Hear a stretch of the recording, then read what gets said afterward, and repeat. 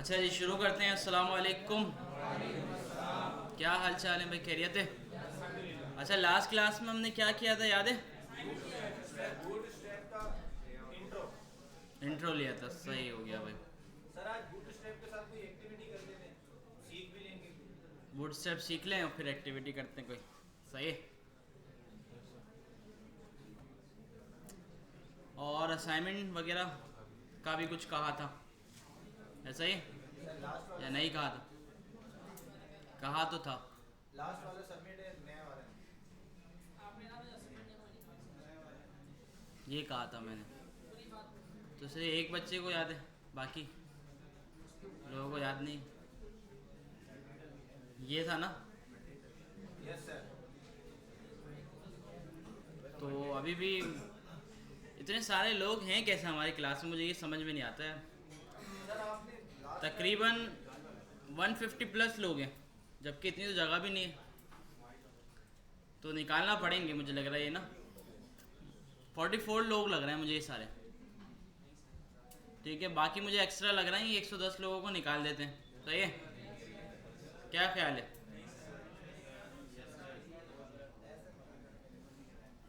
अच्छा, कह रहे वो ये वाला था ना। 95 लोग होंगे, इतने तो होंगे हमारी क्लास में। इतने ही है सर, 107 59 ये एक्स्ट्रा हैं। ठीक है, तो इनको कर देते हैं रिमूव। ये मैंने बंद किया। अब इसमें सबमिशन नहीं आएगी, और जो यहाँ पे 59 लोग बचे हैं उनको निकालना है। सही है, फुल एंड फाइनल। जो इसमें हो तो क्लास के एंड में आके मुझसे मिल लेना। ठीक है, रीज़न बता देना तो फिर छोड़ देंगे, वरना बाकी लोगों को निकाल देंगे। सही है। तो खैर, रीज़न सही होना चाहिए, ऐसा नहीं कि देखें, मसला ये नहीं है, इसमें आपका ही फ़ायदा निकल के ना आगे इन फ्यूचर कभी टाइम मिले ना, पूरा जब कर लिएगा कोर्स दोबारा से। तो वरना अभी ऐसा ही होगा कि अगर करेंगे नहीं ना काम तो समझ में नहीं आएगा बिल्कुल भी। तो इसमें बेहतरी यही है कि यार अभी छोड़ दे, और आगे जब टाइम मिले ना फुर्सत से फिर करें दोबारा कोर्स। ठीक है, तो 59 लोग जो है ना इनको निकाल देंगे आज। और ये जो था ये नया असाइनमेंट था। ठीक है, ये थोड़ा देख लेते हैं किसने क्या करा।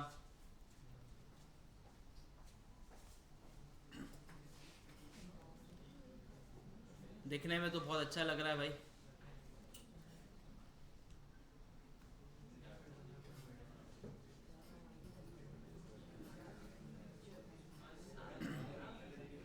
ये क्या है भाई? लिंक डाला और यहाँ पे लिंक चल नहीं रहा भाई। इसको दोबारा से सबमिट करवाओ जिसका भी है। गुड हो गया भाई, बांग्लादेश में डिलीवर कर रहा हूँ। रिस्पॉन्सिव देखें। किसका ये? तुम्हारा? फिर क्यों देखें? सर वैसे ही चेक करने के लिए।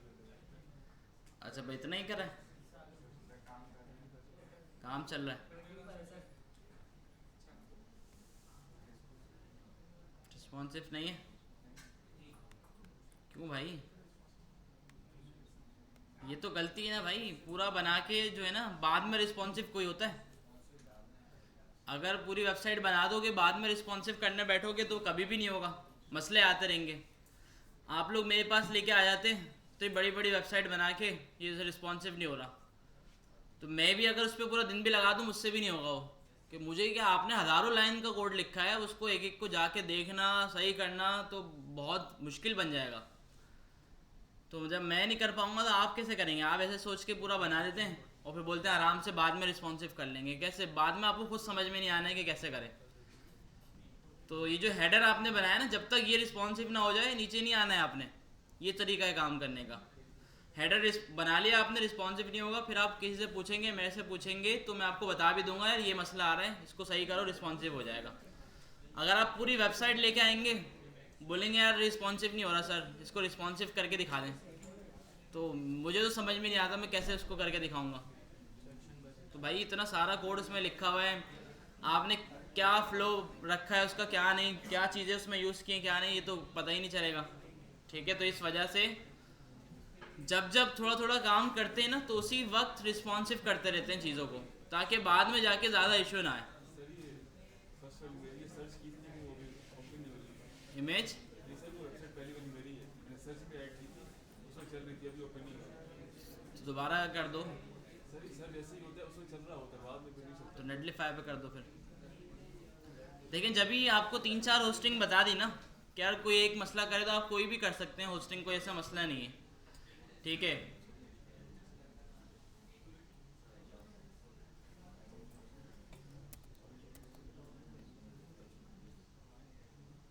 ये कंप्लीट लग रही है भाई, रिस्पॉन्सिव भी है, ज़बरदस्त यार। ये इनपुट क्या कर रहा है एंड में भाई, ये ऐसा ही था। अच्छा कहाँ है भाई, इतना अच्छा लगा हुआ है यहाँ तो, यहाँ थोड़ा अच्छा सा लग रहा है, लेकिन इसमें बगैर स्टाइल करे लगा दिया आपने। जब इतनी अच्छी वेबसाइट बनाई है तो उस पर भी थोड़ी मेहनत करो।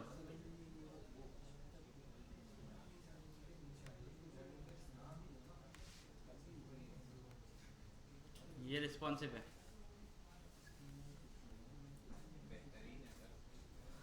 नीचे वाली चीज़ें तो सही हैं, ये ऊपर जो है ना ये यूज़र को नज़र ही नहीं आएगा कुछ कि वो कहाँ कुछ लिखेगा। इसको थोड़ा अलग तरीके से रिस्पॉन्सिव किया जाए, ठीक है। ये जो कार्ड्स आ रहे हैं इसको भी सिंगल लाइन में कर दें, एक कार्ड को एक लाइन में आना चाहिए मोबाइल डिवाइस पे। और ऊपर जो है ना, चाहे ये वाली इमेज हाइड कर दें या बैकग्राउंड पे भेज दें, और ये जो बना हुआ है इनपुट जो बना हुआ है होम पे सर्च वगैरह जो भी है, ये भी सिंगल लाइन में आ जाए पूरा, और थोड़ा सा बड़ा नज़र आए ना ताकि यूज़र को नज़र आए, ठीक है। वरना एक रिस्पॉन्सिव एक और भी होता है कि भाई जिस तरह अभी आपको डेस्कटॉप पे नज़र आ रहा है ना, मोबाइल पे भी इतना नज़र आए तो यूज़र चला ही नहीं पाएगा उसको भाई, उसको इतना सा नज़र आएगा मोबाइल के ऊपर। तो ये वाला रिस्पॉन्सिव नहीं करना हमें।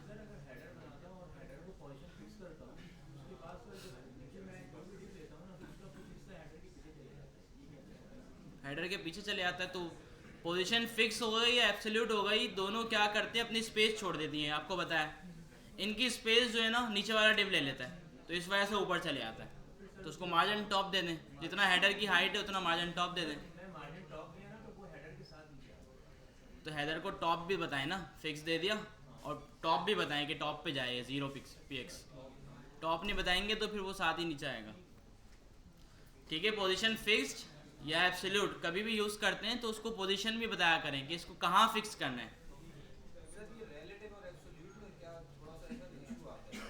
जैसे लास्ट एक्सरसाइज थी उसमें सर मैंने जो फोन वाला एक था कि इसके पीछे बैकग्राउंड डालना था सर, कुछ डिव को मैंने रिलेटिव दिया और जो सॉलिड जो इमेज थी उसको एब्सोल्यूट करके z इंडेक्स -1 दिया, तो सर ये तो पूरा ही गायब हो गया, मतलब वो फोन के पीछे नहीं, बिल्कुल ही गायब हो गया फ्लो से। भाई रिलेटिव सिंपल है कि यार अगर आप किसी भी एलिमेंट को पोजीशन एब्सोल्यूट देते हैं ना तो वो फ्री हो जाता है, अपनी स्पेस छोड़ देता है, और आप उसको पोजीशन देके कहीं पर भी मूव करवा सकते हैं। और अगर उसका कोई पेरेंट है, उस एलिमेंट का कोई पेरेंट है और पेरेंट को पोजीशन रिलेटिव दिया हुआ है, तो उसका जो चाइल्ड होगा ना जिसको आपने एब्सोल्यूट दिया है वो पेरेंट के अंदर अंदर मूव होगा, पेरेंट से बाहर नहीं निकलेगा वो। भाई ये रिलेटिव होता है, रिलेटिव का और कोई काम नहीं है। फ्लो से ही गायब हो गया ना वो, ये थोड़ा सा इशू आया। गायब क्यों हो गया भाई, तो देखना पड़ेगा क्यों गायब हो, कोई एलिमेंट उसके ऊपर आ रहा हो, या उसको आपने देखिए इतनी बड़ी वेबसाइट बनाई है ना ये, अब मैं यहाँ पे बीच में कहीं एलिमेंट डालूँ, ये टेक्स्ट है छोटा सा, मैं इसको यहाँ पे पोजीशन एब्सोल्यूट दूँ ना, ये भी गायब हो जाएगा।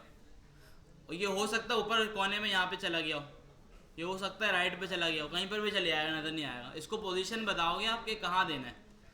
वैसे खैर इतनी बड़ी वेबसाइट में ना डायरेक्ट एब्सोल्यूट देते नहीं है कभी भी। जैसे आपका ये ऊपर फर्स्ट सेक्शन हो गया, ये सेकंड सेक्शन हो गया, ये थर्ड सेक्शन, अगर आप इस हेडिंग को पोजीशन एब्सोल्यूट देंगे ना तो ये वाकई ऊपर चले आएगा। तो अगर आप इसको एब्सोल्यूट देना चाह रहे हैं तो इसका जो पेरेंट डिव है ना, ये जो ये ब्लू बॉर्डर चल रहा है, इसको आपने रिलेटिव देना होगा ताकि ये जो हेडिंग है इस डिव के अंदर ही अंदर रहे, इससे बाहर ना जाए। तो इस तरह देख देख की चीज़ें करते हैं। अच्छा, सब चीज़ें एक साथ ना कभी भी नहीं कर देते, जिस तरह अभी आप लोग कर रहे हैं कि पूरी वेबसाइट एक साथ बना दी, रिस्पॉन्सिव का ख्याल नहीं रखा, फिर उसमें इस तरह के इश्यूज आते हैं कि यार गायब हो रही हैं चीज़ें, मार्जिन पैडिंग एक्स्ट्रा आ रही है, कुछ समझ में नहीं आ रहा। तो ये एक टाइम ऐसा आता है कि ख़राब हो जाता है सब, आपका खुद का दिल नहीं करता कि अब मैं इस पर काम करूँ। चीज़ें करो क्या हो क्या रहा होता है। आप बोल रहे हो यार मैं मार्जिन इसको दे रहा हूँ, वो उसको भी बिला वजह अप्लाई हो रहा है। तो इस वजह से ही चीज़ें ख़राब हो जाती हैं कि अगर आप सारा कोड एक साथ लिख दो और पूरी वेबसाइट एक साथ बना दो। भाई एक चीज़ को प्रॉपर बनाएं, जब एक चीज़ बन जाए, आपका हेडर प्रॉपर बन जाए, अब आप दूसरी चीज़ पे शिफ्ट हो। और जो हेडर की क्लासेस आपने दिए हैं या हेडर को कोई स्टाइल दिया है उसको सेपरेट रखें।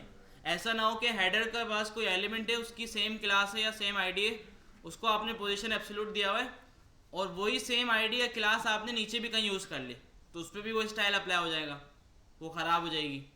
तो इस वजह से ये भी जहन में रखना होता है कि यार ये क्लास या आईडी हमने जो है ना पहले यूज़ कर ली है कहीं पर, तो अब इसको दोबारा यूज़ नहीं करना। तो स्टेप बाय स्टेप चलेंगे ना, काम जो है आपका बहुत अच्छा होगा वो।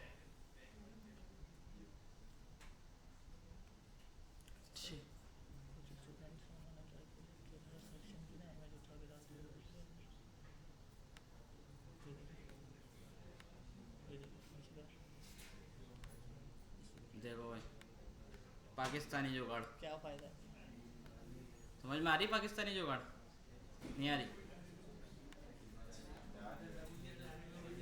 ये सीख गया वेब डेवलपमेंट।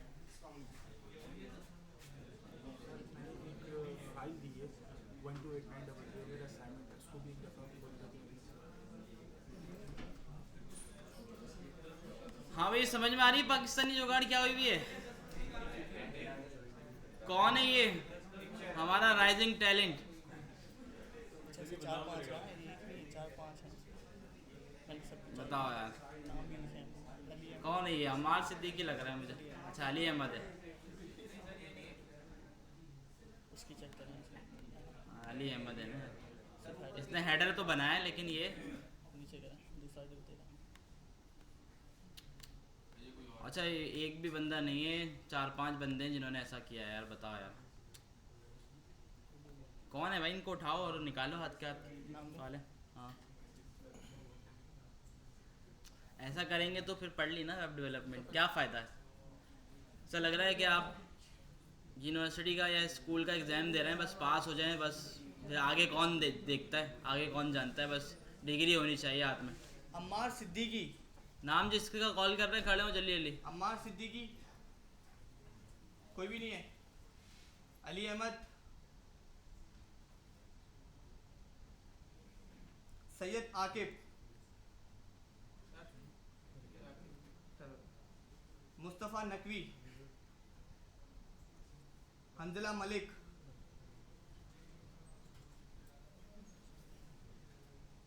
भाई दो ही बंदे खड़े हुए हैं, बाकी तो कोई भी तो बस बाकी के नेम बाहर दे दो फैसल भाई को ठीक है। और वह इनको निकाल दें। तो ये ठीक है भाई, क्लासरूम से भी निकाल देना इनको सारे। नहीं ऐसा देखिए फ़ायदा नहीं होगा ना, आप अगर इस तरह जुगाड़ मार के कर लेंगे यहाँ से तो पास आउट हो जाएंगे, कोई मसला नहीं होगा, सर्टिफिकेट ले लेंगे। मार्केट में जाके क्या करेंगे आप? ये तो बहुत छोटी सी फिग्मा थी, वहाँ जाके बहुत बड़े बड़े डैशबोर्ड्स मिलेंगे, वहाँ पे आप ऐसी जुगाड़ कर देना फिर ताकि सैलानी का भी नाम खराब हो। यही चाह रहे हैं आप लोग, क्योंकि यहाँ पे टाइम नहीं है, ना कोई फ़ायदा और ना आपके यहाँ पे काम करने हमने काट के जुगाड़ मारी हुई है। सब लोग अपना टाइम निकाल के आते हैं, सर अपना कीमती वक्त निकाल के आते हैं, उसके बाद हमें ये निकालना ही पड़ेगा। भाई इन दोनों को छोड़ के उनको नाम दे दो, इन दोनों का नहीं देना बस जो खड़े हुए हैं ना। अंजिला और आकिब ना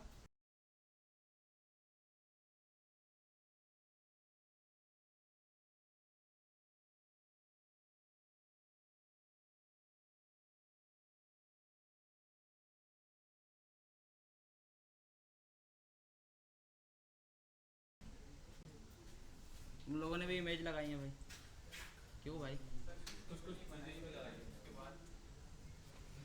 नहीं अब इसमें ना रीज़न थोड़ा बताएं मुझे। ये रीज़न था कि यार असाइनमेंट सबमिट हो जाए जल्द से जल्द, सर निकालना दें फिर। नहीं ना भाई देखें, आप अगर अपनी मेहनत से ये हेडर, ये स्लाइडर और ये तीसरा इतना भी कर लेना, ये आपके लिए काफ़ी होगा अभी के लिए। देखें किसी ने सबमिट किया है पूरा, किसी ने पूरा नहीं किया, कोई मसला नहीं है भाई, काम तो करें ना, काम करने से सीखने को मिलेगा आपको। ये वही बात हो गई कि यार क्रिकेट मैच देखे जा रहे हैं आप टीवी पे और फिर जब आप ग्राउंड में जाएंगे खेलने, बोलेंगे हम तो सिर्फ मैच देखते थे, खेलेंगे कैसे। तो अब वो मैच अगर आप खेलेंगे ना पूरा 4-5 साल, तो फिर आपको मैदान में जाके सही लगे, समझ में आएगा सब। तो वरना इस तरह आप करेंगे तो हो गया काम भाई। या फिर आप इंतज़ार में बैठे भाई कि यार हमारी गवर्नमेंट जॉब हो जाएगी, HTML CSS करेंगे गवर्नमेंट में जाके ना, ठीक है, हाजिरी लगा देंगे, और अगर कोई वेबसाइट आई तो इस तरह तस्वीरें चिपका देंगे। ऐसा ही होगा ना, फिर वहाँ काम नहीं करना पड़ता, वो एक ही दायरा है हमारा, आपको पता है। अगर ऐसा सोच के रखा हुआ है तो वहाँ पे ये वाली जॉब नहीं है भाई। ये ऐसी चीज़ है कि भाई काम करेंगे तो पैसे मिलेंगे, और आजकल के हालात के हिसाब से एक बंदा 5 बंदों के बराबर काम करेगा तो पैसे मिलेंगे। और अगर इस तरह करेंगे ना, कंपनी इतनी बुरी तरह दलील करके भगाएगी आपको कि आप सोच भी नहीं सकते।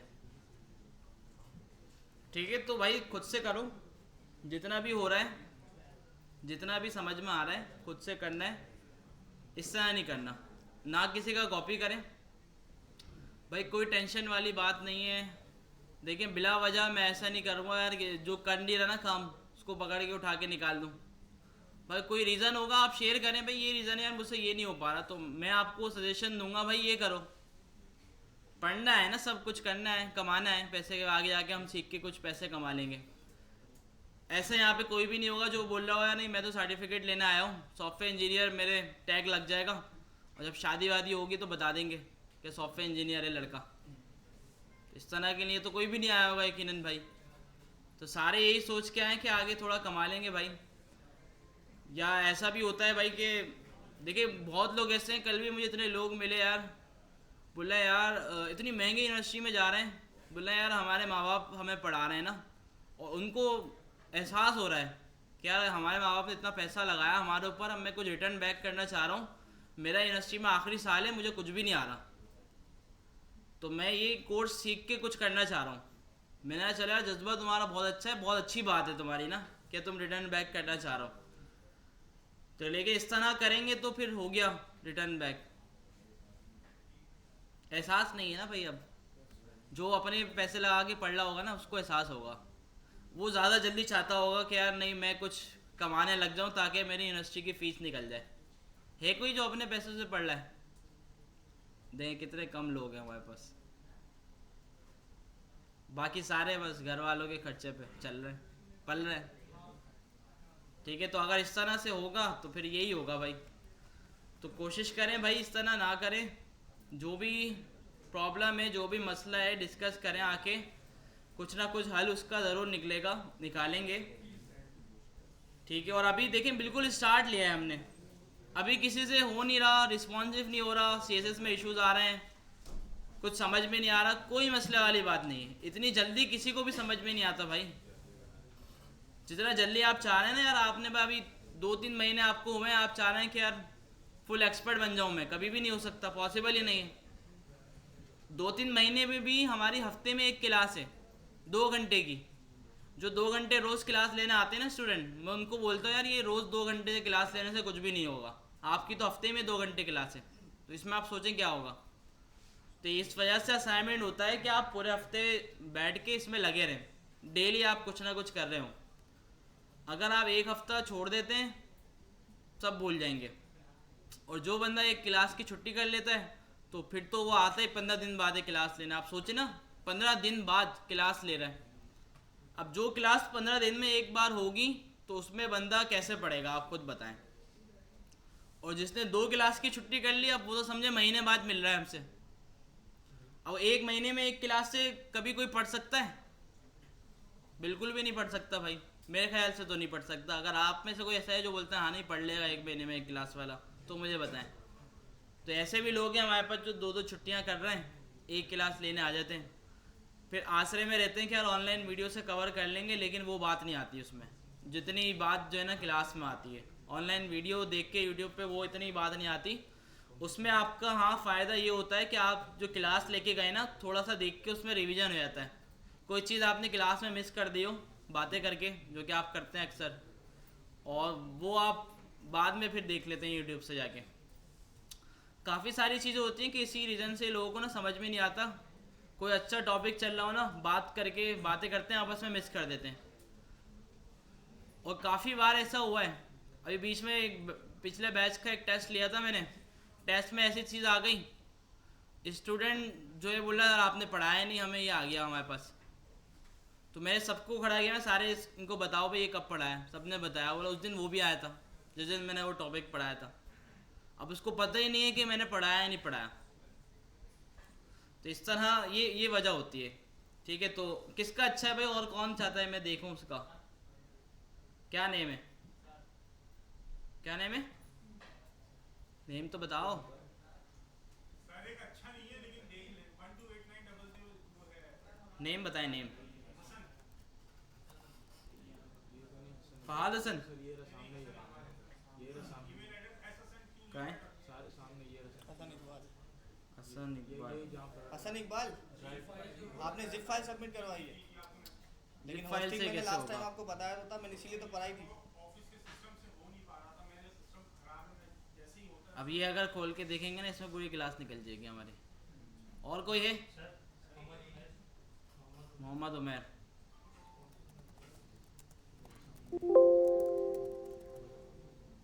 उमर या उमर?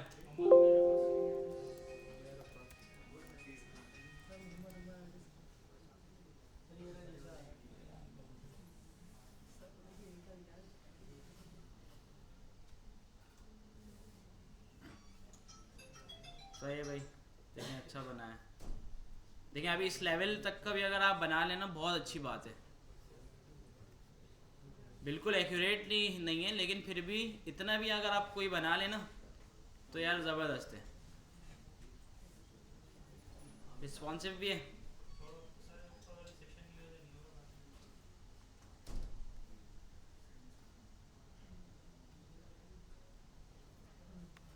अच्छा देखिए, कार्ड्स तो आपको रिस्पॉन्सिव करना आ गया। जो कार्ड्स वाली चीज़ें है ना, मेरे ख्याल से इसमें आपको मसला आ रहा है। दूसरी चीज़ें इसमें सिंपल है। देखिए ये चीज़ अगर ख़राब हो रही है ना, आप इस पर कोई मीडिया क्यूरी लगा के इमेज को ऊपर ले जाएं, ये जो टेक्स्ट है इसको इमेज के नीचे ले आएं, ये रिस्पॉन्सिव हो जाएगा। फ्लेक्स टाइप करके ऑर्डर कर दें तो भी शायद हो जाए। फ्लैक्स से भी हो सकता है।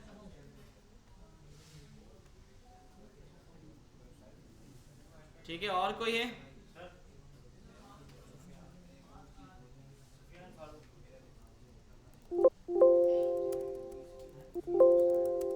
सुफियान फारूक।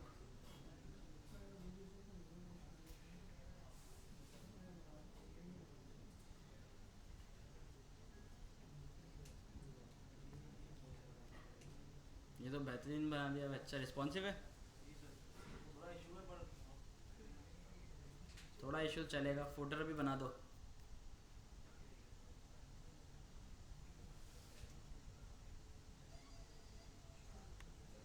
देखें भाई अच्छा है, रिस्पॉन्सिव भी है।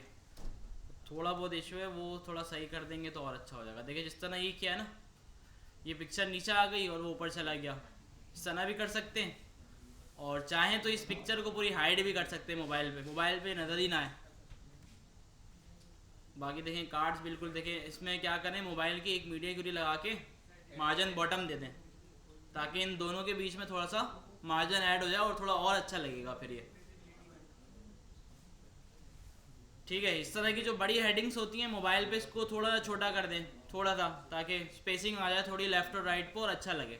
सर पिक्चर्स में देने में थोड़ा सा इशू आता है हर डिवाइस के हिसाब से, उसको कैसे टैकल करें?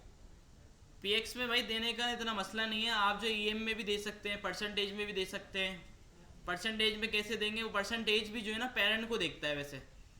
तो पीएक्स में दे दें, ऐसा दे दें कि देखें 4 या 5 डिवाइसेस हमारे पास होती हैं बस, तो उसमें देखें कि कौन सी डिवाइस पे आपका फ़ॉन्ट ख़राब हो रहा है, वहाँ पे उसको थोड़ा सा एडजस्ट करना पड़ेगा बस। बाकी फ़ॉन्ट तो रिस्पॉन्सिव है, इतना मसला नहीं आएगा उसमें।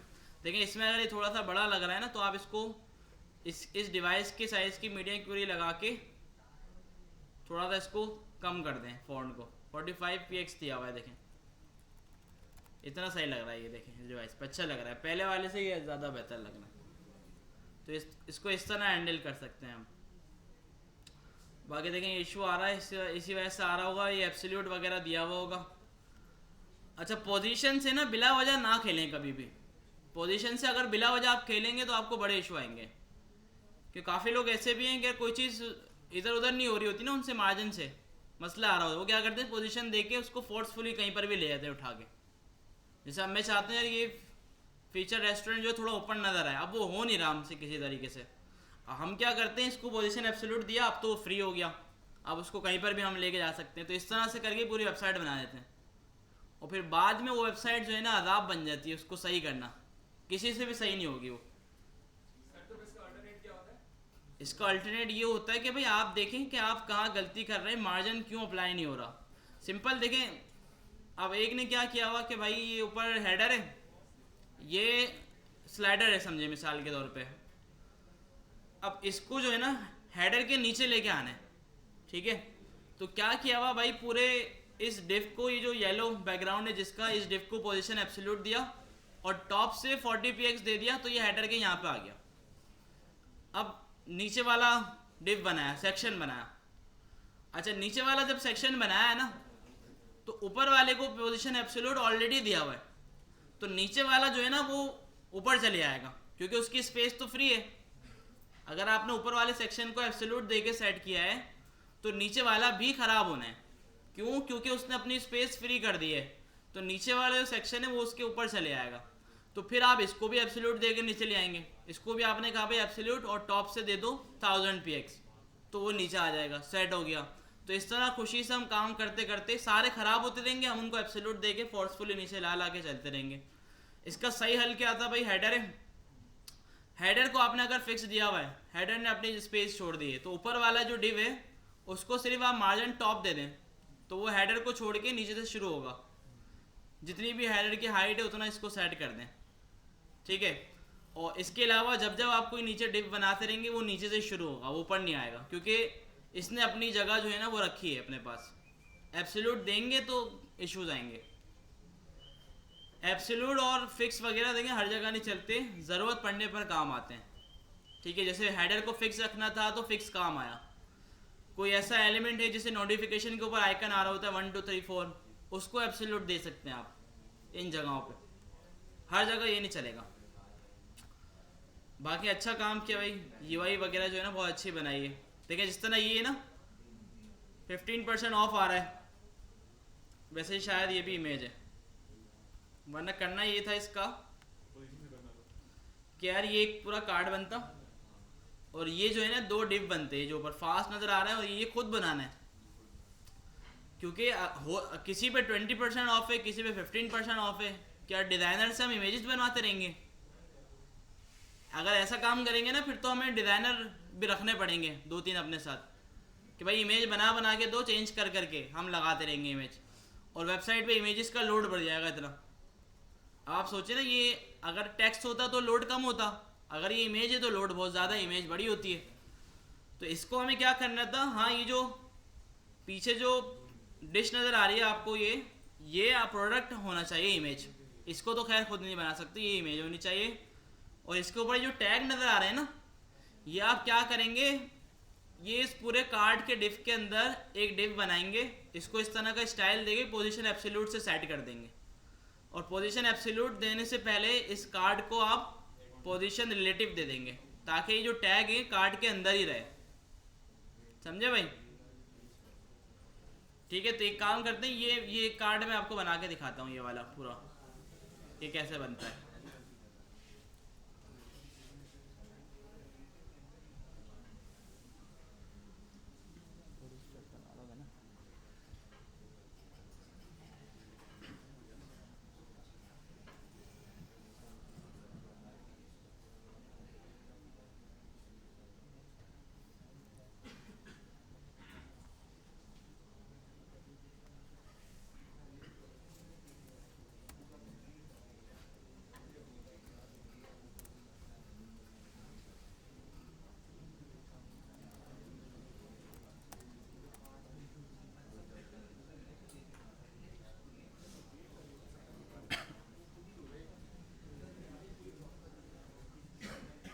सही है, तो सिंपल मैंने एक index.html की फाइल बनाऊंगा,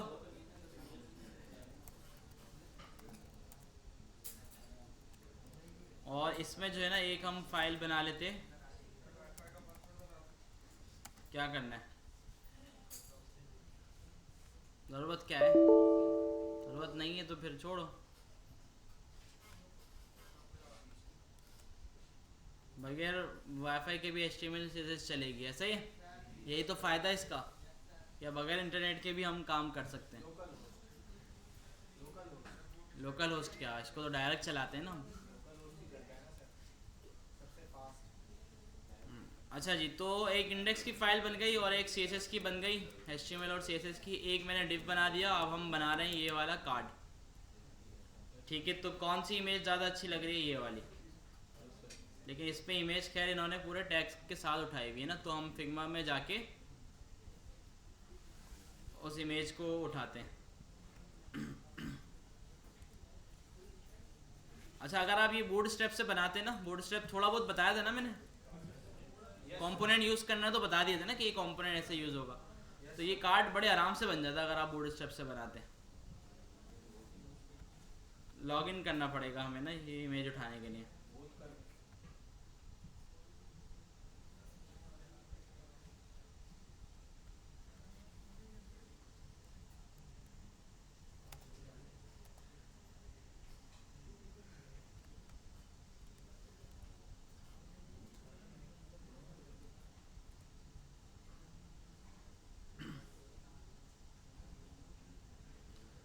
ठीक है भाई, लॉगिन हो गया।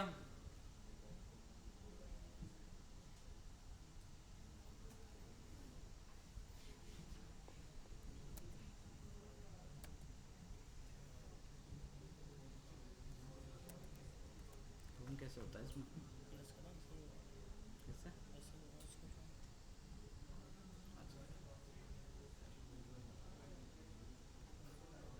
ठीक है, अब ये इमेज उठा लेते हैं हम।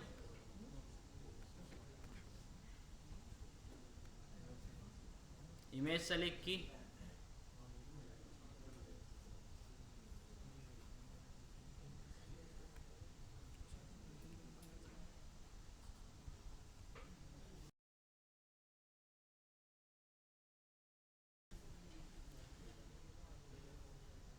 सारे अभी लगे हुए क्या, देख रहे हैं फिग्मा में सब पता चलता है कि कौन क्या कर रहा है। एक्सपोर्ट में आ गए, इमेज प्रीव्यू करके देखते हैं। ठीक है, और इसको एक्सपोर्ट कर लेते हैं।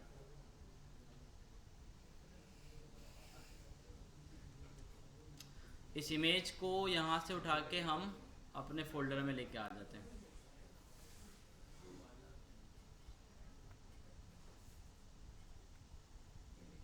ठीक है, यहाँ एक फोल्डर बना देते हैं इमेजेस का।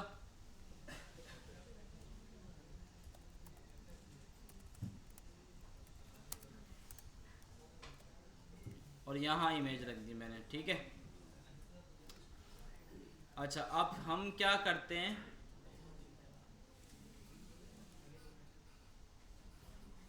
ऐसा कार्ड हमें बनाना है। ठीक है, तो पहले ये ऊपर वाला सेक्शन बनाते हैं और उसके बाद फिर ये नीचे आते हैं हम। अच्छा, इसमें एक इमेज है, सही है।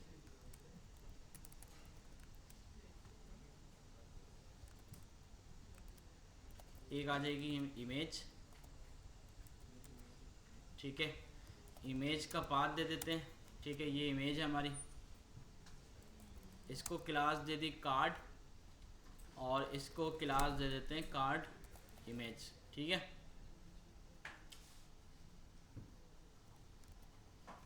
CSS में आके कार्ड को एक फिक्स विथ दे देते हैं 300 px, और कार्ड इमेज को हम कहते हैं विद 100%। तो इसका क्या मतलब है, तो ये कार्ड की जितनी है उतनी ये ले लेगा, क्योंकि कार्ड इमेज चाइल्ड है कार्ड का। तो इसको 100% दी, इसका मतलब पेरेंट के पास जितनी है उतनी आप ले लो। ठीक है भाई, कार्ड इमेज के अंदर बल्कि हमारी इमेज है उसको देते हैं ये 100% विद। और थोड़ा इसको हम चला के भी देखते रहते हैं कि क्या रिजल्ट आ रहा है। डिफ़ॉल्ट ब्राउज़र चेंज कर देते हैं पहले।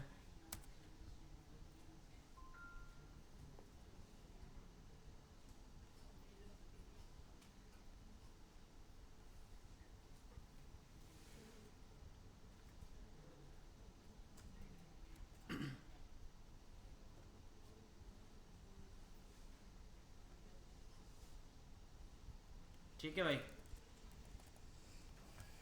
ये इमेज आ गई हमारे पास, साइज वगैरह इसका सब बिल्कुल सेट लग रहा है। अच्छा, इसका बॉर्डर रेडियस है थोड़ा सा, तो इसमें देखें अगर आप इसको सेलेक्ट करेंगे ना इस कार्ड को, तो इसमें आपको पता चलना है कि इसको कितना बॉर्डर रेडियस दिया हुआ है इन्होंने।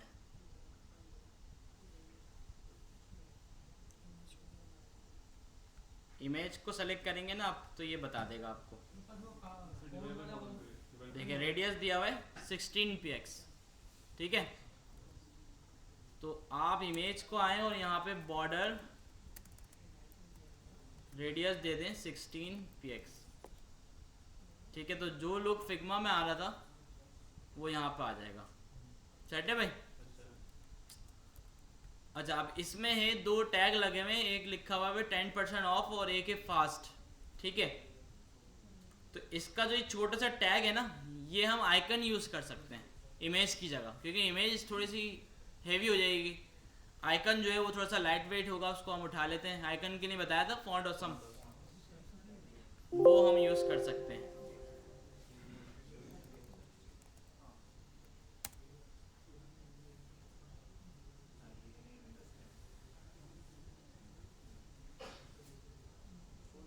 ठीक है, इसमें ना लॉगिन करना पड़ेगा आई थिंक पहले।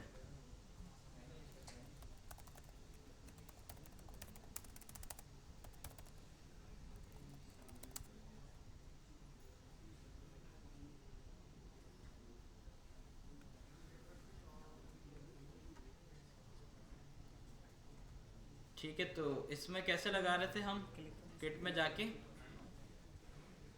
और इसमें हमें CDN मिलेगा ना, ये आ गया।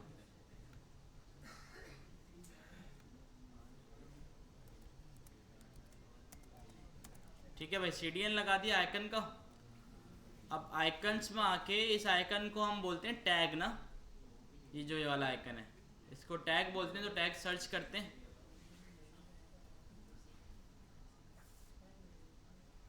ठीक है। तो देखें कौन सा वाला सही रहेगा, यही वाला जो फर्स्ट पे आ रहा है, ठीक है। कॉपी कर लिया, और यहाँ पे हमने इमेज यूज़ की है, यहाँ पे मैं एक डिव बना रहा हूँ और डिव के अंदर ये आइकन यूज़ कर रहा हूँ, ठीक है। और इसको मैं बोल रहा हूँ 15% ऑफ,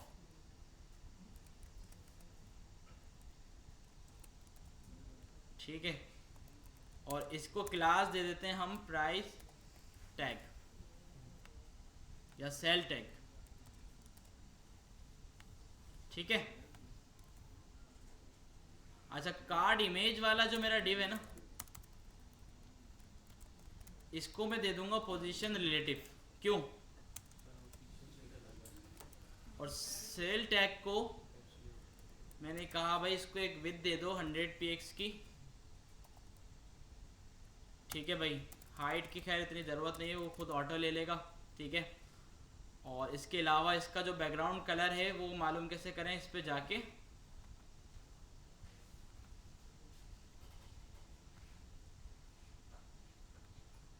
ये आ गया, ठीक है। कलर मिल गया इसका, तो इसको बैकग्राउंड कलर, और इसके पास भी बॉर्डर रेडियस वगैरह है 8px बॉर्डर रेडियस है। पैडिंग भी इसकी मिल गई, देखें पैडिंग भी दे देते हैं, ठीक है।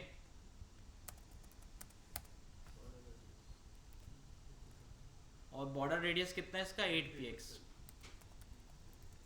देखें आधे से ज़्यादा हेल्प तो फिग्मा ने हमारी कर दी, चीज़ें जो है इसने बता दी। रीलोड करा, अजीब लग रहा है थोड़ा, ऐसा ही है।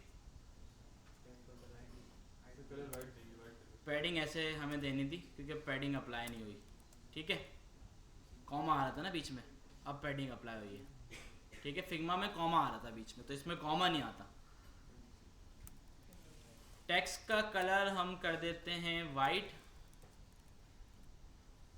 और इसको टेक्स्ट लाइन हम बोल देते हैं सेंटर, सही है। और थोड़ा सा फॉन्ट वगैरह भी हमें बोल्ड करना पड़ेगा। देखें फॉन्ट को इसने क्या किया हुआ है, फॉन्ट वेट इसने रखा हुआ है 700 और साइज रखा हुआ है 22px, ठीक है। तो font size 22px, font weight 700, ठीक है।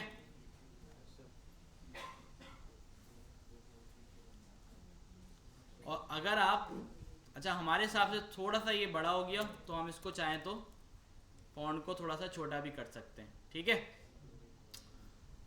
और अगर आपको विड्थ भी इसकी थोड़ी बड़ी लग रही है तो आप इसको भी कम कर सकते हैं, क्योंकि एक और टैग आना है ना, उस हिसाब से ये एडजस्ट नहीं होगी फिर, ठीक है। तो हमें फिर ये भी कम करना पड़ेगा, ये सही है, सेट है। अच्छा अब जो है ना, अगर इसको आपने और अच्छा करना है तो एक और काम हम ये कर सकते हैं कि जो फिग्मा में फॉन्ट दिया हुआ है ना, वो फॉन्ट अप्लाई करेंगे तो ये बिल्कुल सेम हो जाएगा जिस तरह ये नज़र आ रहा है, ठीक है। अच्छा इसके अलावा ये जो टैग है और ये जो टेक्स्ट है हमारा, इन दोनों के बीच में थोड़ा मार्जिन है, तो हम क्या करते हैं, ये जो हमारा टेक्स्ट है इसको रखते हैं एक स्पैन में, ठीक है, ताकि हम इस पे मार्जिन अप्लाई कर सकें। स्पैन में आ गया।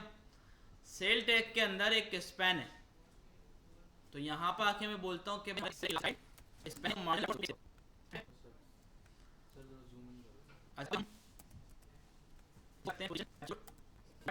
टॉप 5 पे, ठीक है भाई, ये लेफ्ट 10 और टॉप भी, और दूसरा क्या है भाई, फास्ट, तो इसी में फास्ट टैग, ठीक, लेकिन इसमें हमने एक और क्लास ऐड कर दी, फास्ट टैग,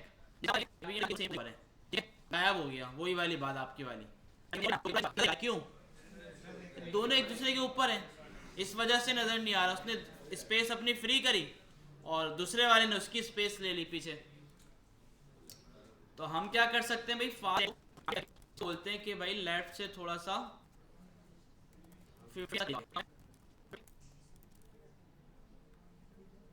बहुत हो गया 120,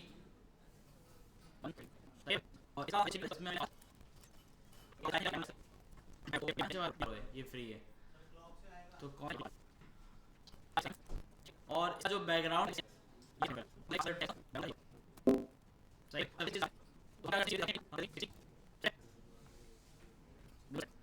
तो बस हम फॉन्ट थोड़ा लगा देना, नीचे वाली चीज कैसे बनानी है, किसमें साइज बहुत जरूरी है, पिक्सल रखेंगे तो सही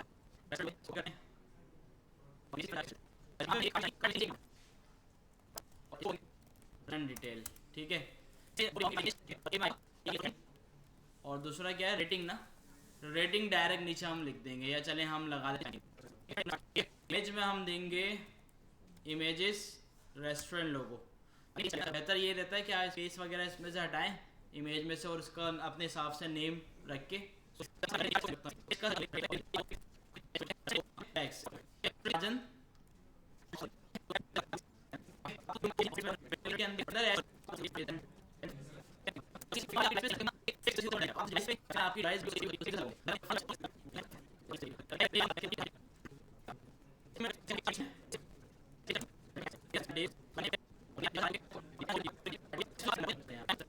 और थोड़ा सा हम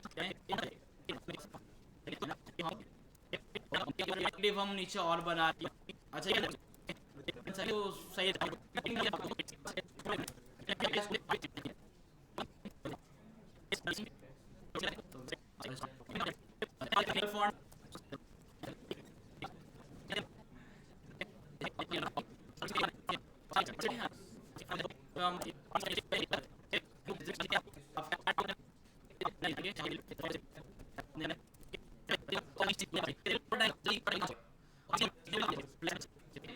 यहाँ तक 100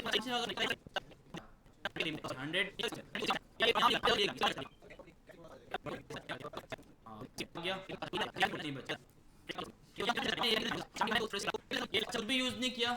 रिस्पॉन्सिव तो सबसे हमने क्या किया, एंड में आके बस फ्लैश लगाया, कंटेनर को रिस्पॉन्सिव हो गया। अच्छा अब आप ये देखें, जितनी भी टैग लगाया है, सेल वाला टैग लगाया है, ये वाला टैग लगाया है,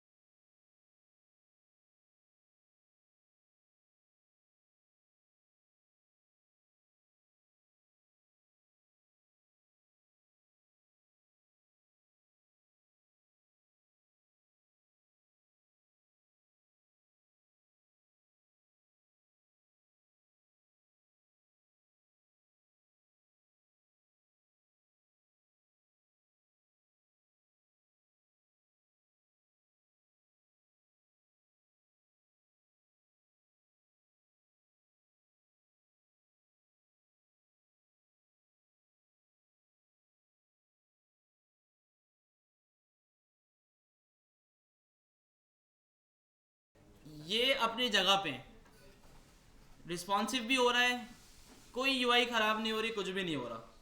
तो ऐसी जो चीज़ें ना, जैसे मैंने ये दो टैग लगाए, इनको एब्सोल्यूट देना है आपने पोजीशन, ताकि ये अपनी जगह पर रहें। और इनका जो पेरेंट है उसको रिलेटिव दिया हुआ है। अब ये जहाँ भी जाएंगे, किसी भी डिवाइस पे जाएंगे, ये रिस्पॉन्सिव ही रहेंगे ना बूटस्ट्रैप का।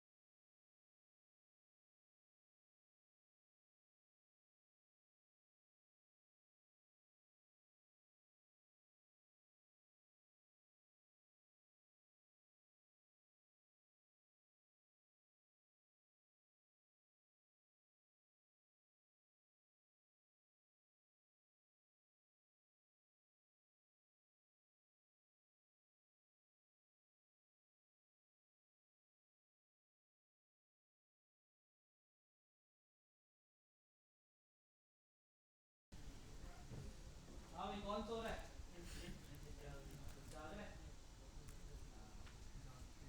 अच्छा, बूटस्ट्रैप की इंस्टॉलेशन सबको पता चल गई थी।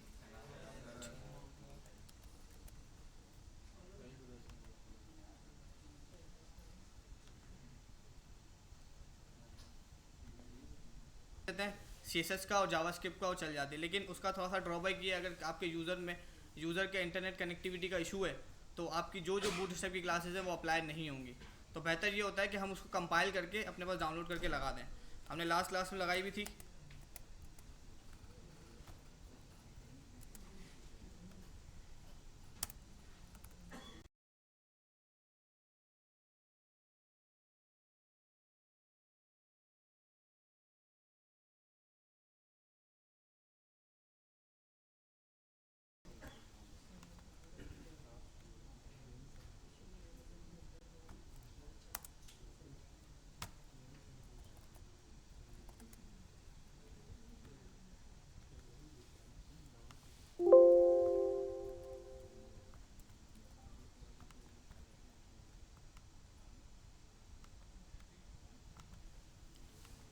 अच्छा, ये कैसे लगाई थी सबको पता है? सिंपल, ये जो हमारे पास CDN दिया हुआ है यहाँ पे, ये देख रहे हैं, ये CDN दिया हुआ है हमारे पास। अगर अब इसको हमने ये करना है कि ये जो हमारे पास लिंक है,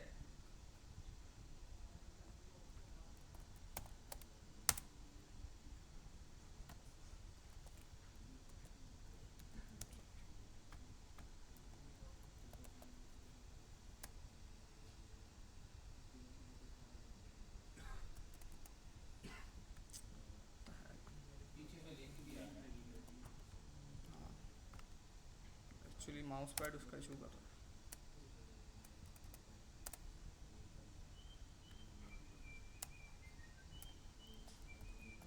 अच्छा, ये सिंपल CSS की फाइल का लिंक है। जिस तरह आप style.css बनाते हैं, ये पूरी बूटस्ट्रैप की स्टाइल जो है ना, ये सारी यहाँ पे अप्लाई हुई है। आपने यहाँ से कॉपी करना है, बूटस्ट्रैप की एक फाइल बनानी है bootstrap.css की, और यहाँ आपने पेस्ट कर देना है। तो आपकी जो बूटस्ट्रैप की सारी स्टाइल है ना, सारी CSS आपके पास लोकली आ गई है, वो आपके डायरेक्ट प्रोजेक्ट से अटैच हो गई। तो सिंपल है, उसमें CDN का फिर कोई काम नहीं है। और आपका जो नेटवर्क का, अगर किसी यूज़र के नेटवर्क का भी इशू होता है तो आपकी वेबसाइट ख़राब नहीं होगी, क्योंकि ऑब्वियस सी बात है वो बिल्ट इन प्रोजेक्ट में उसके साथ होस्ट हुई हुई है। ठीक है। अच्छा, अब हम इसको ये करते हैं कि बूटस्ट्रैप को यहाँ ले आते हैं हमारे इस रूट वाले फोल्डर में। हमारी आज की जो इंडेक्स की फ़ाइल है उसमें हम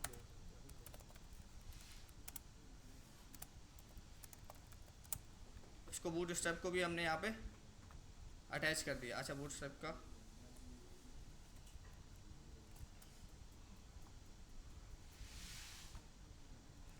ठीक हो गया, यहाँ तक किसी को कोई इशू? सिंपल सी बात है। अच्छा, अब जहाँ तक बात आ जाए ग्रिड की, तो ग्रिड को थोड़ा सा रिवाइज कर लेते हैं। बूटस्ट्रैप वही बात है, सर ने बताया ना, जैसे कि सब कुछ जो आपको आता है सब कुछ वही है, जस्ट आपको एडिशनल CSS लिखने की ज़रूरत नहीं है। CSS जो सबसे मेन जो काम है बूटस्ट्रैप का, वो होता है आपका ग्रिड सिस्टम। बूटस्ट्रैप का जो ग्रिड सिस्टम है ना, वो इतना पावरफुल है कि आपको उसमें फ्लैक्स, एडिशनल फ्लैक्स वगैरह लगाने की ज़रूरत नहीं पड़ती, क्योंकि वो ऑलरेडी फ्लैक्स के ऊपर ही बना हुआ है सारी चीज़ें। तो उसको थोड़ा देख लेते हैं। अच्छा, कंटेनर की पहले बात कर लेते हैं। ठीक है, कंटेनर का लेआउट आपको बताया गया था कि कोई भी हम वेबसाइट बनाते हैं तो उसका सबसे बेस्ट प्रैक्टिस ये है कि हम पूरी वेबसाइट को एक कंटेनर में रखें, ताकि आप अगर हम किसी भी वेबसाइट को खोलें,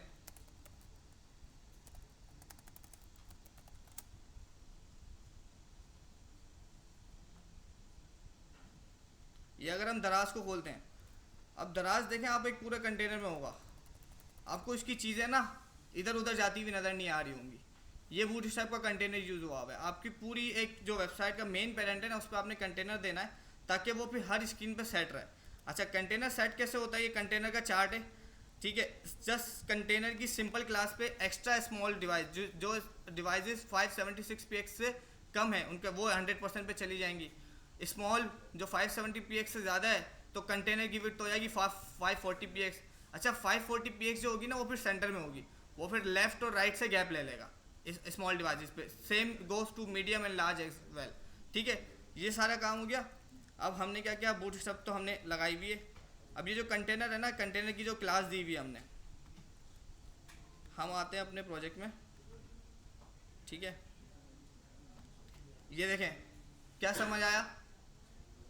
हमने बूटस्ट्रैप की फाइल लिंक करवाई, ठीक है, और हमने कुछ बूटस्ट्रैप की क्लासेस थी, जैसे कंटेनर, कार्ट, ये बूटस्ट्रैप की कुछ डिफ़ॉल्ट क्लासेस हैं। ठीक है, जिनके ऊपर बूटस्ट्रैप क्लास अप्लाई हुई हुई है, लेकिन हमने क्या किया, एडिशनल CSS भी अप्लाई कर दी, जिसकी वजह से हमारा लेआउट ख़राब हो गया। समझ रहे हैं? तो हमेशा याद रखिएगा, एक काम तो ये कीजिएगा कि हमेशा कभी भी बूटस्ट्रैप की जो डिफ़ॉल्ट क्लासेस होती है ना, उनके ऊपर अपना कस्टम स्टाइल नहीं दीजिएगा। जैसा अगर हम कार्ड बना रहे हैं ना, तो बूटस्ट्रैप का अगर मैं आपको दिखाऊँ कार्ड, तो कार्ड आपको जब मिलेगा ना, तो उसके अंदर कार्ड की क्लास अप्लाई हुई होगी।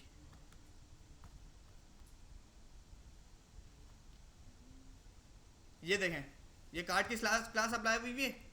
ठीक है, और हमने यहाँ भी कार्ड बना के अपनी style.css में उसकी कार्ड अप्लाई कर दी है क्लास, हालांकि वो बूटस्ट्रैप के अंदर ऑलरेडी मौजूद होगी। ये देख रहे हैं, उसकी क्लास बनी हुई है। तो बेस्ट प्रैक्टिस ये होती है कि आपको अगर एडिशनल क्लास देनी है, तो एडिशनल स्टाइल देना है, तो अपनी कार्ड के आगे दूसरा स्टाइल दें और फिर उस क्लास को अपने स्टाइल दे दें। Simple is that.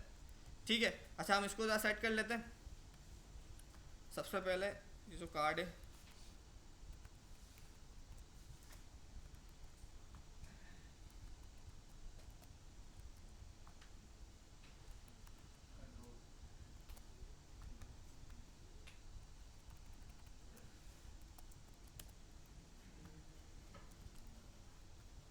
ठीक हो गया, क्लास हट गई उसकी। अच्छा,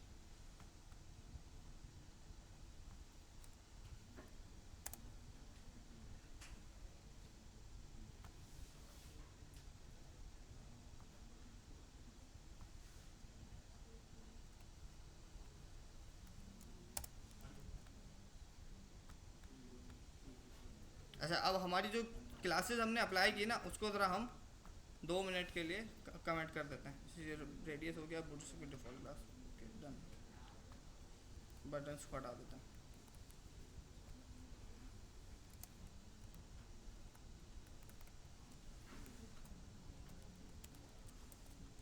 ठीक हो गया। अच्छा, ये अभी हमें नज़र आ रहा है इस तरह थोड़ा, क्योंकि हमने इसकी स्टाइल हटा दिया। अब हम इसको बूट स्टेप करके देख लेते हैं। बूट स्टेप में आपको बता रहा था, ये तो एक बात तो समझ आ गई कि जो डिफ़ॉल्ट क्लासेस हैं उसको आपने अपनी क्लास, उसी क्लास को टारगेट करके अपना स्टाइल नहीं देना, अलग से क्लास बना के उसको अपना जो भी 1-2 आपकी प्रॉपर्टी रहती है उसको आपने टारगेट कर दिया। अच्छा, जो बात है ग्रिड की जो बात कर रहे थे, कंटेनर की बात समझ आ गई कि हमेशा आप अपनी वेबसाइट को एक पेरेंट, उसका जो पेरेंट होगा उसको कंटेनर देंगे और उसके अंदर फिर आपके जितने भी सेक्शंस हैं, फिर हेडर हो गया, फुटर हो गया, वो आप बनाते जाएंगे। ठीक हो गया, एक तो बात ये हो गई। दूसरा जो बात आती है ग्रिड की, ग्रिड ये है कि जस्ट फ्लेक्स है, आप समझ लें जो आप फ्लेक्स का काम कर रहे हैं ना, वही ग्रिड कर रहा है। बूट स्टेप की ग्रिड के अंदर 12 कॉलम होते हैं एक स्क्रीन के अंदर।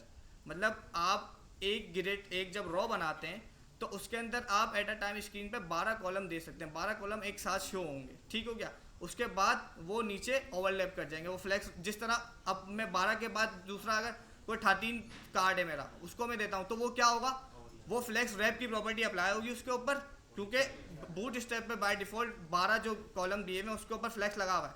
उसके बाद उसने क्या किया हुआ है, फ्लेक्स रैप की प्रॉपर्टी अप्लाई कर दी है। अच्छा, जो कॉलम दिए हुए ना, कॉलम की भी उसने हर स्क्रीन साइज के हिसाब से हमें बताया हुआ है। जिस तरह अगर आप फ्लेक्स रैप करते हैं पेरेंट को, डिस्प्ले फ्लेक्स किया आपने, उसके चाइल्ड को बता दिया कि भाई उसकी लार्ज पे, मीडिया क्यूरी पे उसकी विड्थ रख दे 50%। ठीक है, अगर हमने एक डिस्प्ले बनाया, अब मैं डायरेक्ट वर्बली बता रहा हूँ क्योंकि आप लोग को इतना आइडिया है। हमने एक पेरेंट बनाया, उसको हमने दे दिया डिस्प्ले फ्लेक्स। ठीक हो गया, उसके अंदर हमने 2 कार्ड बनाए, उन 2 कार्ड को हमने दे दी जो बाय डिफ़ॉल्ट हमारी स्क्रीन है स्टाइल और CSS पे, हमने उसको बोल दिया कि भाई उसकी जो विड्थ है ना वो 50% कर दें। ठीक हो गया, तो हमें स्क्रीन पे कितने एट अ टाइम 2 कार्ड नज़र आएंगे। अब अगर हमें एक दिखाना है तो हम मीडिया क्यूरी को यूज़ करेंगे और उसकी विड्थ क्या कर देंगे, 100%, यही करेंगे। सेम काम हम बूट स्टेप से करेंगे, लेकिन बूट स्टेप में हमें एडिशनल मीडिया क्यूरी लिखने की ज़रूरत नहीं पड़ेगी।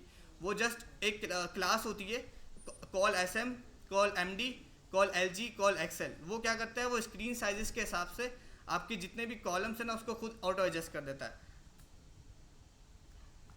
अच्छा, ये देखें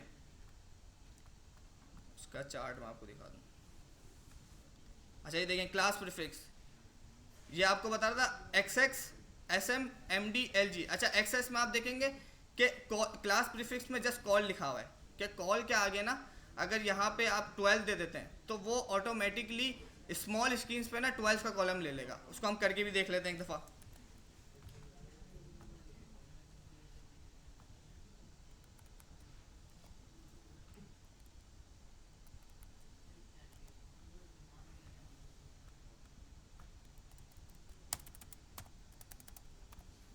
अच्छा, उसके लिए सबसे पहली बार कंटेनर हमने बना दिया।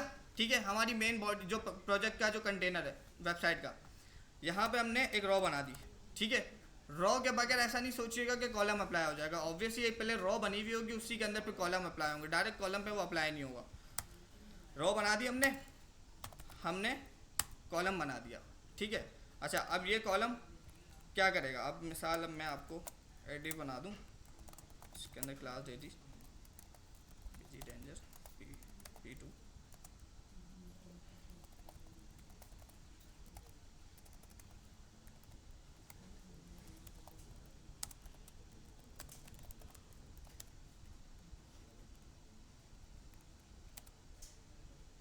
अच्छा, ये देखें सबसे पहले कंटेनर ने क्या किया, उसने सेंटर कर दिया। ठीक है, अगर मैं कंटेनर नहीं लगाता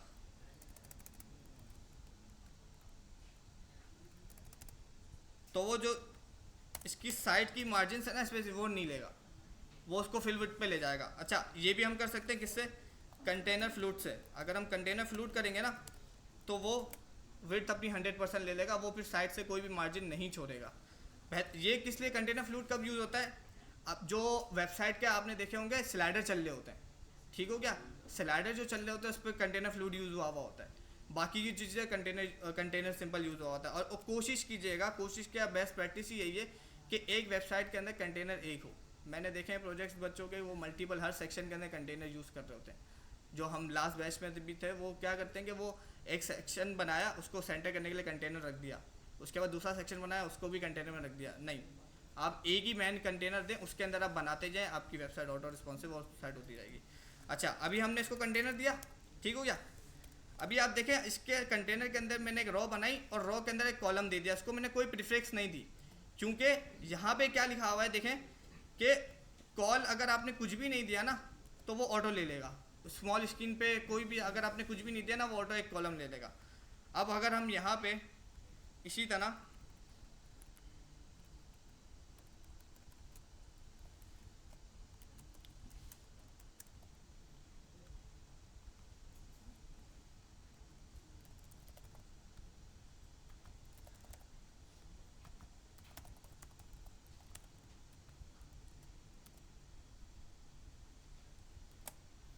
देखें, समझ आया क्या हुआ? रो जो है ना हमारी क्लास, उसने क्या किया, डिस्प्ले फ्लैक्स है, उसके ऊपर डिस्प्ले फ्लैक्स की प्रॉपर्टी अप्लाई हुई है। उसके अंदर हमने जो कॉलम बनाया ना वो उसके चाइल्ड हैं। जिस तरह डिस्प्ले फ्लैक्स के अंदर हम नीचे जो जितने भी चाइल्ड होते हैं वो एक रो में आ जाते हैं। हमने रो बनाई, रो को ऑटोमेटिकली बूट स्टेप में क्लास दी हुई है डिस्प्ले फ्लैक्स की, उसके अंदर कॉलम बनाए चाइल्ड उसके, और वो ऑटोमेटिकली एक लाइन में आ गए और वो सेट हो गए। अच्छा, अब ये रिस्पॉन्सिव अभी नहीं होंगे, ये देख रहे हैं, ये रिस्पॉन्सिव नहीं है।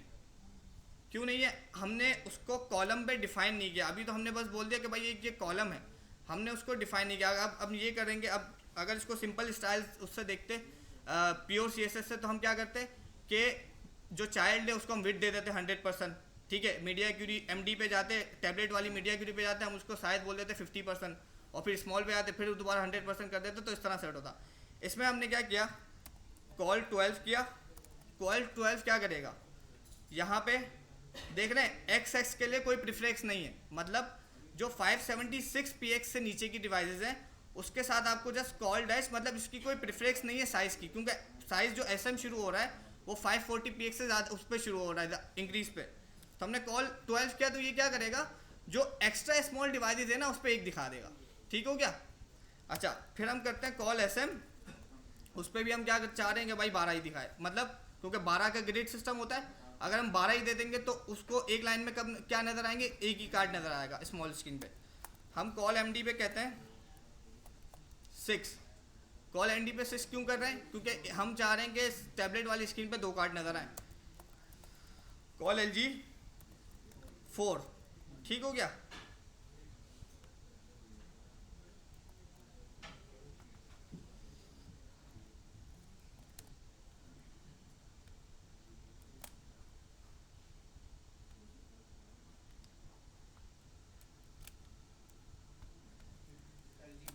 अच्छा, LG पे 4, क्योंकि जाहिर सी बात है 12 का कॉलम है तो 4 4 4 डिवाइड हो गए 12 हो गए, हमारे पास 4 बने हुए, ठीक है। अगर हम इसको LG पे 3 ले जाते हैं, ठीक हो गया, ताकि आपको सही विजुअल रिप्रेजेंटेशन नज़र आ जाए उसका, ठीक हो गया। कॉल LG पे हमें 4 नज़र आ रहे हैं।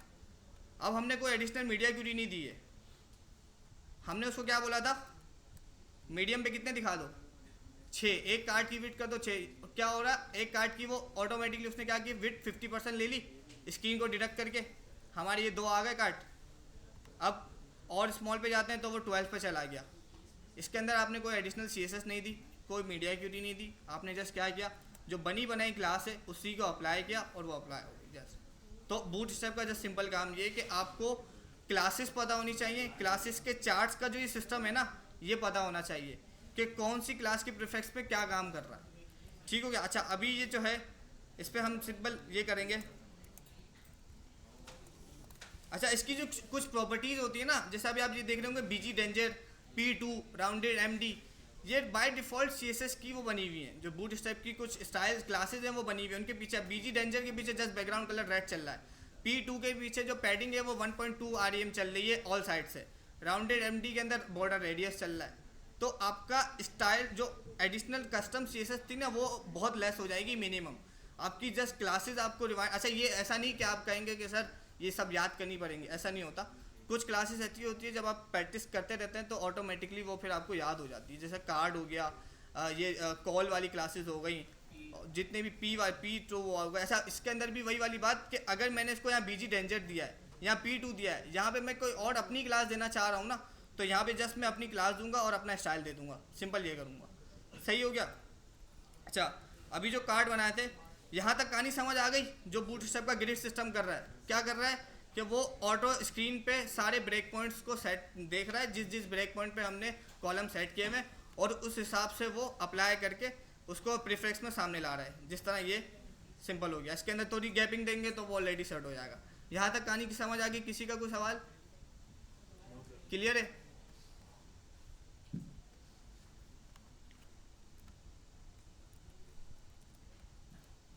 बोले भाई जी ग्रिड के अंदर जो हम डिव बनाएंगे उसमें जैसे मल्टीपल जो है ना वो डालते हैं हम, मतलब पैराग्राफ डाल दिए, H1 डाल दिए, उसको हम फिर फ्लेक्स लगा सकते हैं।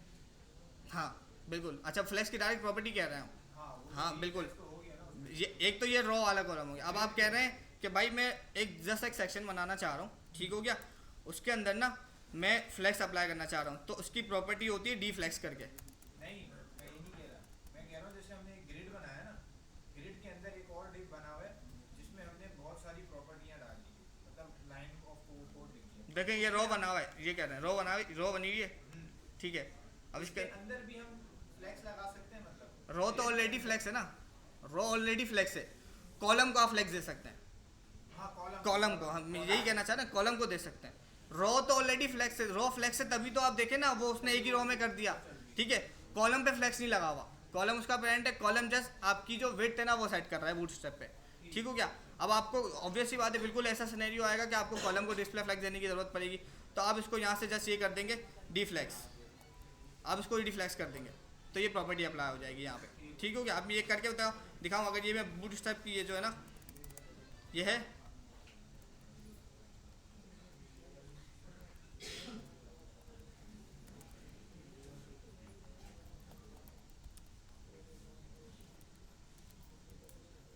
ये देख रहे हैं, ये जो दो है ना ये दूसरा नहीं, ये एक ही कार्ड है, ठीक है। अब हमने क्या किया, इसको डी फ्लैक्स कर दिया, इसने क्या किया, डिस्प्ले फ्लैक्स की प्रॉपर्टी अप्लाई कर दी। सॉरी सॉरी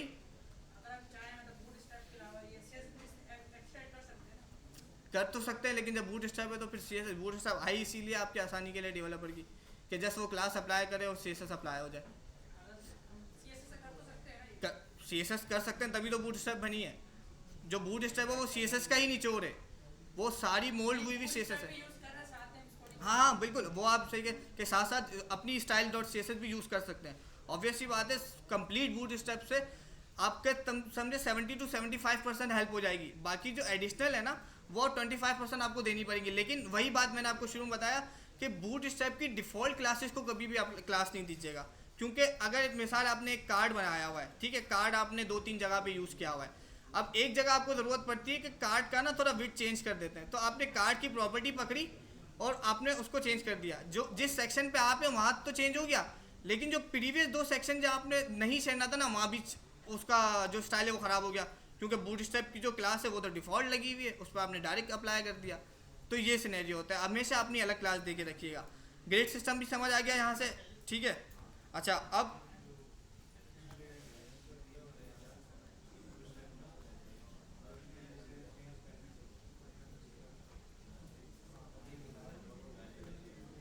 ये जो कार्ड्स बनाए थे ना हम इसको कॉलम में रख के, ये मैं आपको एक सिनेरियो दिखा देता हूँ ताकि फिर आपका और कॉन्सेप्ट क्लियर हो जाए इसमें, और फिर आप इसके जो कंपोनेंट्स वगैरह हैं वो देख लीजिएगा।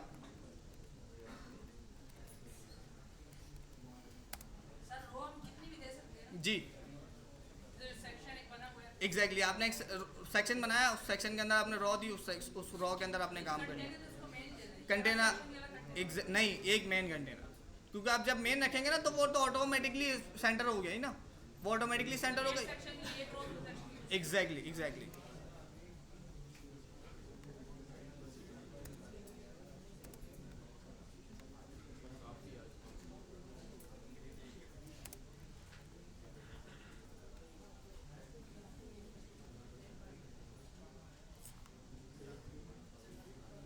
बस एक कार्ड का बता दें, इसके बाद ज्वाइन करते हैं।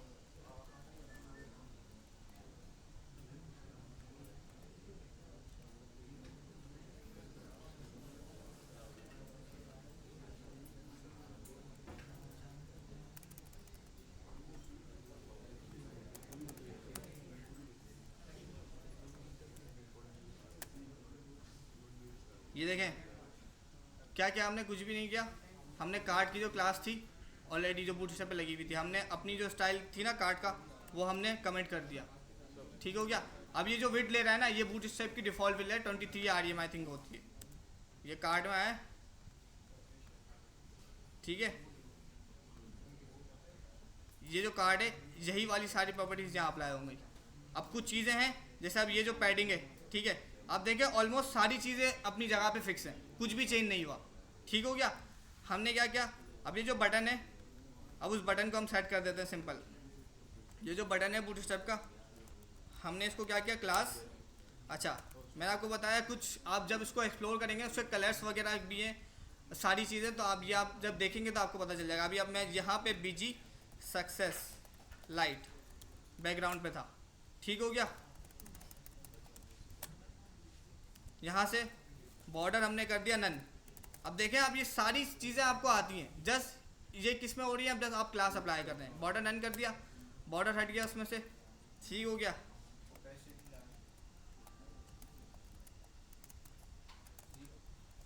अच्छा पैडिंग ऐड कर दी। P2 क्या कर रहा है, चारों साइड से पैडिंग ला रहा है। ठीक हो गया, टॉप बॉटम लेफ्ट राइट। ठीक हो गया। अगर हमने जस्ट लेफ्ट और राइट से देनी है तो x एक्सिस दे देंगे। x एक्सिस और y एक्सिस का तो सबको पता है, px करेंगे px3 करेंगे ना, तो वो लेफ्ट और राइट से सिर्फ ले लेगा, टॉप बॉटम को छोड़ देगा। और अगर हमें y एक्सिस से थोड़ी ज़्यादा देनी है तो हमने py4 किया, ये आ गई इस तरह। ठीक है, तो अभी हम जस्ट ये कर रहे हैं, इसको हमने ये दे दी जी। ये मैंने आपको बताया ना, आप प्रैक्टिस करते रहेंगे ना। जैसे अभी एडिशनल इनिशियली ना आपको हर क्लास के लिए सर्च करना पड़ेगा। मिसाल के भाई बूटस्ट्रैप पैडिंग, बूटस्ट्रैप मार्जिन, आप ये लिखेंगे गूगल पे, वो आपको क्लास दे देगा। तो जब ये आप बनाते रहेंगे ना, ये फ्लो में आ जाएगा। ठीक हो गया। क्लास के अंदर ही सर इसको पैडिंग वगैरह देनी इसके अंदर क्लास ये राउंडेड MD किया, इसको टेक्स्ट वाइट किया। अब इसके अंदर हमने CSS नहीं देनी कुछ भी, ये अप्लाई होता है। देख रहे हैं, सिंपल यही हुआ।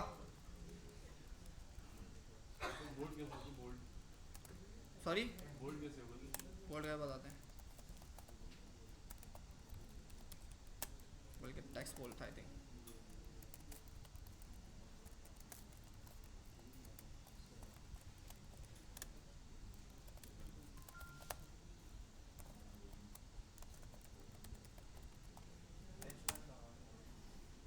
ये देखें, आपने टेक्स्ट आपने लिख दिया जो आपकी रिक्वायरमेंट थी, उसने टेक्स्ट ला के दीजिए। आप टेक्स्ट की जितनी भी प्रॉपर्टी है ना वो आपको यहाँ बता देगा। जैसे अब ये बोल्ड टेक्स्ट है, फ़ॉन्ट वेट बोल्ड। ठीक है क्या, अभी आपने फ़ॉन्ट वेट बोल्ड कर दिया उसको, तो आपका जो फ़ॉन्ट है वो अप्लाई हो गया। नहीं हुआ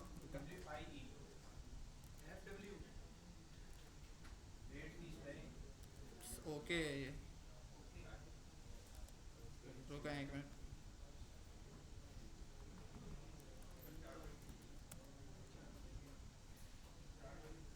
अच्छा ओके।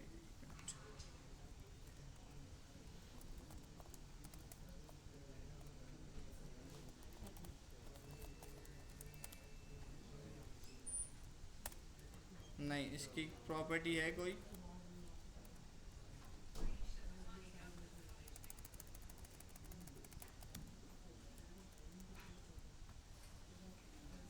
अच्छा इसके वर्जन कंपेटिबिलिटी का भी कभी इशू होता है। जैसे अभी जो वर्जन है हमारे पास बूटस्ट्रैप का, वो बूटस्ट्रैप 5 है। जो पहले मैं वही देख रहा हूँ, देखा यही मसला कर रहा है। जो बूटस्ट्रैप अभी जो हमने जो CDN लगाया है वो बूटस्ट्रैप लेटेस्ट बूटस्ट्रैप है, तो बूटस्ट्रैप 5 के अंदर माइट पॉसिबल जो फॉन्ट बोल्ड की क्लास है वो हो ही ना, क्योंकि जब वर्जन चेंज हुआ है तो ऑब्वियसली बात है कुछ ना कुछ चेंजेस तो होगा, वो हमने एक्सप्लोर करना होता है। ठीक हो गया। अभी यहाँ पे ये जो पैडिंग है इसको हम सेट कर लेते हैं।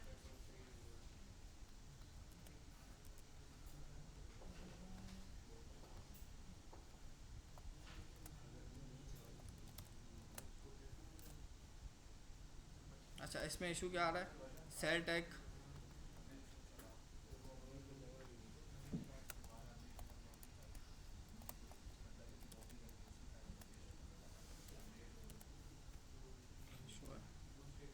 इसमें ये रहा फास्ट टैग। सॉरी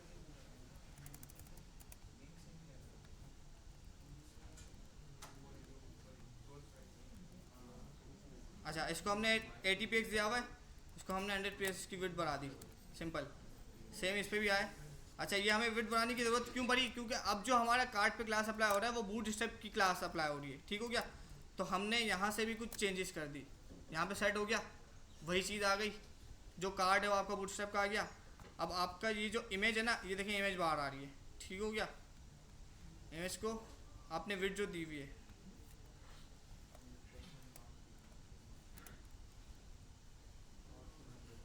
कहाँ पे?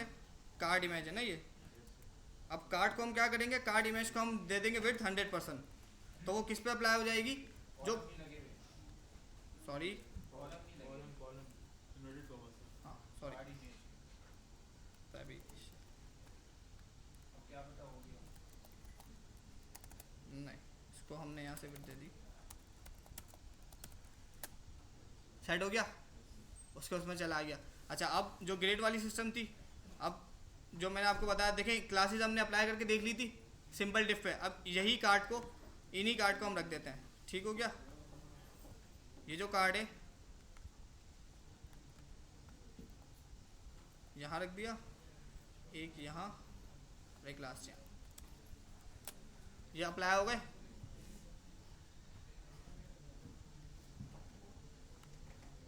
अच्छा, कुछ चीज़ें हैं जो मैस हो रही हैं। कार्ड इमेज,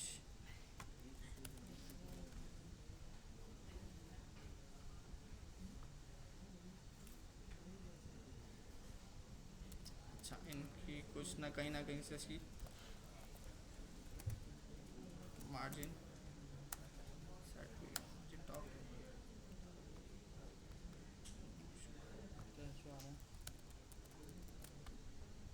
सेट करते हैं। अब इसकी जो सेट है ना, हमने इसकी वेट कर दी 120 px, ये सेट हो गया। यहाँ क्या इशू आ रहा है ये देख लेते हैं, क्या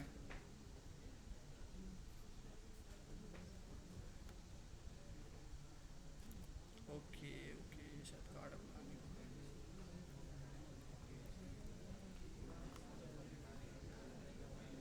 डिस्प्ले फ्लैग्स दिया हुआ है ना। कहाँ? अच्छा हाँ हाँ, ये सही हो गया ना। अच्छा, उसको फर्स्ट वाले कॉलम को हमने डिस्प्ले फ्लैग दिया था, ये इशू आ रहा था। अब देखें, ये कॉल एसएम पे जो स्मॉल स्क्रीन है उस पर एक ही कार्ड नज़र आ रहा है हमें, ठीक हो गया। हम यहाँ पे आए, मीडियम पे 2 आ गए, जिस तरह अभी हमने डिफ सेट किया था, और लास्ट पे हमें नज़र आ गए। अब ये हमें मीडिया क्यूरी की ज़रूरत ही नहीं पड़ी कि हमने जो चाइल्ड है उसको विड्थ हमने अलग अलग पर्सन सेट कर दी। हमने क्लासेस सेट की बूटस्ट्रैप की ग्रिड्स की, और वो उसने ऑटो स्क्रीन एडजस्टमेंट से उसको सेट कर लिया, ठीक हो गया। यहाँ तक कोई सवाल समझ आ गया? अच्छा, इसके जो कंपोनेंट्स है ना, वो आप जाके एक्सप्लोर कीजिए, क्योंकि कंपोनेंट बहुत सारे हैं इसके, ठीक है। वो आप खुद एक एक करके अप्लाई करते रहेंगे तो आपको उनका काम समझ आता रहेगा, ठीक है। अभी के लिए अल्लाह हाफिज़।